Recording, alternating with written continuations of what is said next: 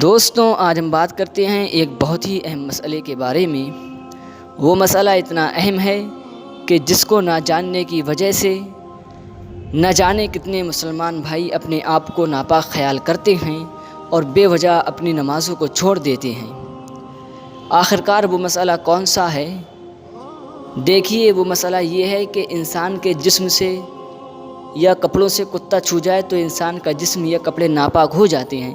جیسا کہ ہمارے بہت سے مسلمان بھائی یہ سمجھتے ہیں کہ کتا اگر انسان کے جسم سے چھو جائے یا کپڑوں سے لگ جائے تو انسان اور کپڑے ناپاک ہو جاتے ہیں، حالانکہ ایسا نہیں ہے۔ اس مسئلے کی وضاحت مولانا تطہیر صاحب نے اپنی کتاب میں اس طریقے سے فرمائی ہے کہ کچھ لوگ سمجھتے ہیں کہ کتے کا جسم اگر انسان کے جسم یا کپڑے سے لگ جائے تو وہ ناپاک ہو جاتا ہے۔ یہ ان کی غلط فہمی ہے۔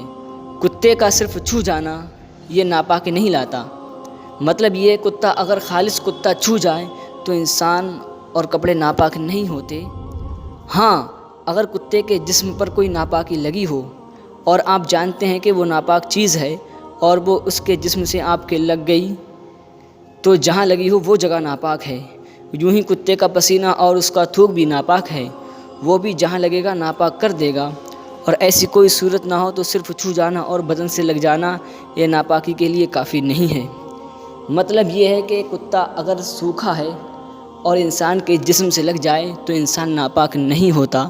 ہاں، اگر کتے کے جسم پر کوئی ناپاکی لگی ہے یا کتے کا تھوک انسان کے کپڑے یا بدن پر لگ جائے تو جس جگہ انسان کا تھوک یا وہ ناپاکی لگی ہے صرف اتنی ہی جگہ ناپاک ہوگی، اس کو دھو لیا جائے، پھر اس سے کوئی خرابی نہیں آئے گی۔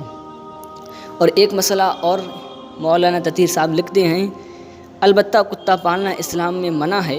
ہاں، اگر شکار یا حفاظت کے لیے واقعی ضرورت ہو اور شوق کے لیے نہ ہو تو کتا پالنے کی اجازت ہے۔ مطلب یہ کہ اسلام میں کتا پال سکتے ہیں یا نہیں۔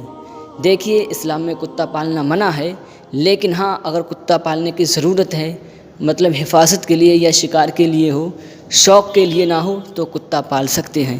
دوستوں، یہ تھے ہمارے آج کے مسئلے۔ اگر مسئلے پسند آئے ہوں تو ہماری ویڈیو کو لائک کریں، اور جس نے ہمارے چینل کو سبسکرائب نہیں کیا ہے ہمارے چینل کو بھی سبسکرائب کریں تاکہ انشاءاللہ تعالی آنے والی ویڈیوز آپ تک پہنچتی رہیں۔ السلام علیکم۔